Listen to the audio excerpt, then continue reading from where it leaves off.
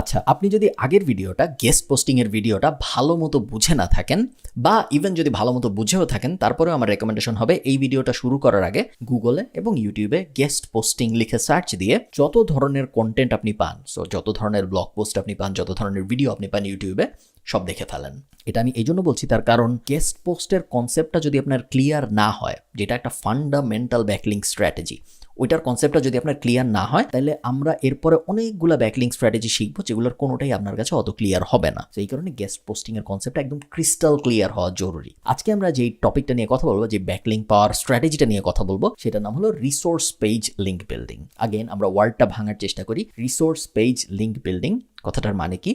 দুনিয়ায় বিভিন্ন resource page আছে, ওই রিসোর্স পেজগুলোর কাছে যে আমরা বলবো যে আচ্ছা তুমি এই ব্যাপারে রিসোর্স, আমার ব্লগটাও কি একটা রিসোর্স হিসেবে তোমার এই রিসোর্স পেজে অ্যাড করা যায়? আমি একটা রিয়েল এক্সাম্পল দিই আপনাদের। মনে করেন আপনার একটা ওয়েবসাইট আছে, যে ওয়েবসাইটটা চিকেন রেসিপি নিয়ে বানানো। কথার কথা, আপনি চিকেনের বিভিন্ন রেসিপি পাবলিশ করেন আপনার ওয়েবসাইটে, যেগুলো চিকেন দিয়ে বানায়। তো দুনিয়া এরকম অনেক ওয়েবসাইট আছে যেই ওয়েবসাইটে চিকেনের রেসিপি লিস্ট করা হয়, যে চিকেন দিয়ে এই জিনিস বানানো সম্ভব, এরকম রেসিপি লিস্ট করা হয়। তো আপনি ওইসব ওয়েবসাইটের কাছে যে বলতে পারেন এবং যে বলতে পারেন যে ভাই তুমি চিকেনের রিসোর্সের লিস্ট করো তোমার ওয়েবসাইটে, আর আমি চিকেনের বিভিন্ন রেসিপি পাবলিশ করি, সো আমার ওয়েবসাইটটাকে তোমার ওয়েবসাইটে একটা রিসোর্স হিসেবে অ্যাড করবা নাকি? তো এইটা, এবং তারপর ওরা সাধারণত রিসোর্স হিসেবে অ্যাড করে, এবং যখন অ্যাড করে তখন আপনাকে একটা লিঙ্ক দেয় অ্যাড করার সময়, ওটাকেই বলা হয় resource page link building. So আমরা এগেইন এক্সাম্পল দেখবো, তাহলে আমাদের জন্য বুঝতে সুবিধা হবে। আমরা সেম এক্সাম্পলটা নিয়ে কাজ করি। মনে করি এটা আমাদের ওয়েবসাইট, আমরা জানি এটা 15টা লিঙ্ক দরকার, আমাদের 15টা ব্যাকলিঙ্ক দরকার। গেস্ট পোস্টিংয়ের মাধ্যমে হাইপোথেটিক্যালি স্পিকিং ধরেন আমরা 4টা ব্যাকলিঙ্ক পেয়েছি এখন পর্যন্ত। আমরা 400 ইমেল পাঠিয়েছিলাম এবং তারপরে 400 ইমেল থেকে 4টা ব্যাকলিঙ্ক আমরা পেয়েছি টোটাল গেস্ট পোস্টের মাধ্যমে। সো হাইপোথেটিক্যালি আমাদের এখনও 11টা দরকার, আমরা জানি মিনিমাম। ম্যাক্সিমামের তো কোনো শেষ নেই, বাট মিনিমাম আমাদের আরও 11টা ব্যাকলিঙ্ক দরকার এই পেজটার জন্য।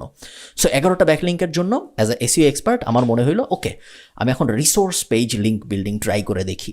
So resource page link building try করার জন্য আমার তাহলে কী চিন্তা করতে হবে?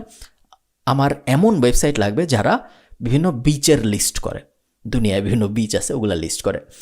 অথবা আমি এমন ওয়েবসাইটকেও টার্গেট করতে পারি যারা ট্রাভেল করার বিভিন্ন এরিয়া লিস্ট করে, কারণ এই ডেরিমোর স্ট্যান্ড বিচে যাওয়াটা একটা ট্রাভেল এক্সপিরিয়েন্স। সো ট্রাভেল ওয়েবসাইটগুলোকে আমি টার্গেট করতে পারি। সো এই দুইটাকে আমি টার্গেট করতে পারি, এবং এটা আমি আমার স্টেপ 1 আমি ডিসাইড করবো আমার টার্গেট কারা। স্টেপ 2 হলো গুগলে যে কিওয়ার্ড মডিফায়ার লিখে সার্চ দেওয়া। সো আমি গুগলে চলে যে কিওয়ার্ড ইন ইউআরএল রিসোর্সেস এটা লিখে সার্চ দিব, এবং তারপর এটা চেঞ্জ করে বিচ করে দিলাম। প্রথমটায় আমি গিয়ে দেখতে পাচ্ছি না, এখানে আসলে বিচের রিসোর্সের লিঙ্ক না, এখানে বিচের ভিতর কী কী করা যায় ওইটা রিসোর্সের একটা লিঙ্ক, এবং বেশিরভাগ এটা একটা গভর্নমেন্ট টাইপ ওয়েবসাইট মনে হচ্ছে। সো এটা আমি বাদ দিয়ে দিলাম। সেকেন্ডটা যদি এটা না যেয়ে আমি বুঝতে পারতেছি এটা এডুকেশনাল রিসোর্স, সো এটা ভালো এক্সাম্পল না, এটা আমি বাদ দিয়ে দিচ্ছি। বিচ রিসোর্স এগুলোর কোনোটাই খুব একটা ভালো ইউআরএল না মনে হচ্ছে আমার। সো আমি আমার সেকেন্ড সার্চ প্যারামিটারে চলে যাব, keyword best resources. So beach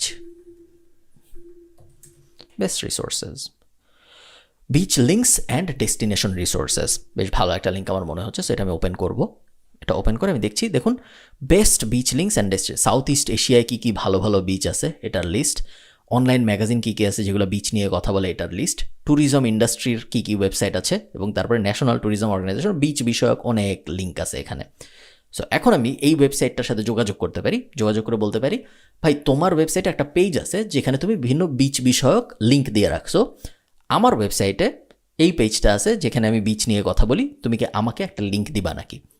email কীভাবে পাইতে হয় এটা আপনারা অলরেডি জানেন, আমরা ফেসবুক পেজ থেকে পেতে পারি ইমেল, বা আমরা কন্ট্যাক্ট পেজ থেকে পেতে পারি, বা আমরা অ্যাবাউট পেজ থেকে পেতে পারি।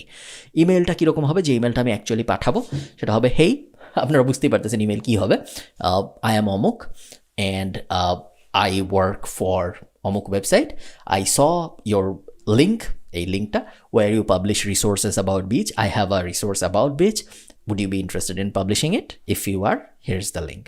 এরপরে আমি 2টা ফলো আপ করবো, বাকি সব কিছু আগের ভিডিওর মতোই সেম কনসেপ্ট। এই কারণে আমি বলতেছি গেস্ট পোস্টের কনসেপ্টটা বোঝা আসলে খুব জরুরি এই ধরনের জিনিসপত্র ভালো করার জন্য। এরপরে আমি এই বাকি দিনটাও ট্রাই করব। বাকি দিনটা ট্রাই করার পরে আমি আমার সেকেন্ড টার্গেট লিস্টে যেটা ছিল সেটা হলো আর একটু broad, travel best resources. I am not a robot, বিশাল রিসোর্সের লিস্ট পাবো আমি, কোটি কোটি ট্রাভেল, খুব পপুলার নিশ।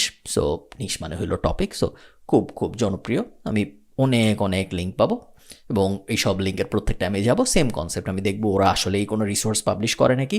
যদি করে থাকে আমি ওদের কাছে পিচ করব আমাকেও ওদের রিসোর্সে ইনক্লুড করার জন্য। খুবই জনপ্রিয় স্ট্র্যাটেজি। গেস্ট পোস্টিংয়ের মতো অত ভালো কাজ করে না, কারণ রিসোর্স পেজ তো সবার থাকে না। অনেক বেশি মানুষ গেস্ট পোস্ট পাবলিশ করে, বাট সবাই রিসোর্স পেজ বানায় না এবং সব ইন্ডাস্ট্রিতে রিসোর্স পেজ কাজ করেও না। ধরেন আমি বেশ আমার এই মুহূর্তে example top of the mind মাথায় আসতেছে না, ধরেন ক্যামেরা রিভিউ নিয়ে রিসোর্স পেজ খুব বেশি হয়তো নাই দুনিয়ায়। গেমিং নিয়ে রিসোর্স পেজ হয়তো খুব বেশি নাই, বা হয়তো আছে আমি জানি না, বাট সব ইন্ডাস্ট্রিতে রিসোর্স পেজ থাকে না এত। যেগুলাই নাই ওগুলাই তো অবশ্যই এই ব্যাকলিং স্ট্র্যাটেজি কাজ করবে না আপনার জন্য, বাট যেসবগুলো আছে ওসবগুলো আপনি সহজেই এই ব্যাকলিং স্ট্র্যাটেজিটা ব্যবহার করে অনেক অনেক ব্যাকলিঙ্ক নিতে পারবেন। এবং যদি ম্যাচ হয় সুন্দর, এবং যদি আপনারও সুন্দর একটা রিসোর্স পেজ থাকে, সেই ক্ষেত্রে রিসোর্স পেজ ব্যাকলিঙ্ক পাওয়া গেস্ট পোস্টের ব্যাকলিঙ্ক পাওয়া থেকে অনেক সহজ। তার কারণ কি? তার কারণ রিসোর্স পেজ ব্যাকলিঙ্কের জন্য আপনার আর্টিকেল জমা দিতে হয় না। গেস্ট পোস্টের জন্য আপনার তো গেস্ট পোস্টটা লিখতে হবে, আপনার লিখতে হবে, বা আপনার কন্টেন্ট রাইটারে লিখতে হবে, বা আপনার ক্লায়েন্টের লিখতে হবে। বাট রিসোর্সে তো জাস্ট একটা লিঙ্ক অ্যাড করে দেবো, হায়েস্ট 1-2 লাইন লেখা যে এই লিঙ্কে বিচ নিয়ে কথাবার্তা হয়, এই তো, এর বেশি কিছু তার না। সো যেহেতু এগুলায় কন্টেন্ট দিতে হয় না, এই কারণে এগুলা ক্লায়েন্টদের বেশি পছন্দ, কারণ কন্টেন্ট হলে খরচের ব্যাপার, সময়ের ব্যাপার। আপনি যদি অনেক বেশি রিসোর্স লিঙ্ক ম্যানেজ করে দিতে পারেন আপনার ক্লায়েন্টকে, আপনার ক্লায়েন্ট গেস্ট পোস্টের থেকে বেশি খুশি হবে। বাট রিসোর্স লিঙ্ক ম্যানেজ করাটা একটু টাফ গেস্ট পোস্টের থেকে। সো ওই জায়গায় একটা ব্যালেন্স কাজ করে, যে ব্যাপারটা আপনার সবসময় খেয়াল রাখতে হবে অ্যাজ এসইও এক্সপার্ট। পরবর্তীতে যে আমরা আরেকটা টেকনিক শিখব, যে টেকনিকটা হইল কিভাবে আমাদের ওয়েবসাইটকে বা আমাদের ক্লায়েন্টের ওয়েবসাইটকে আমরা এমনভাবে ডিজাইন করতে পারি, এই পেজটাকে আমি এমনভাবে কিভাবে ডিজাইন করতে পারি যেন এটা একটা পারফেক্ট পেজ হয় রিসোর্স পেজ হিসেবে। বাট ওগুলো নিয়ে আমরা আরও পরে কথা বলবো। আজকের ভিডিওর পরে আমার রেকমেন্ডেশন হবে এবং রিকোয়েস্ট হবে আপনি একটু গুগল করবেন এবং ইউটিউব করবেন।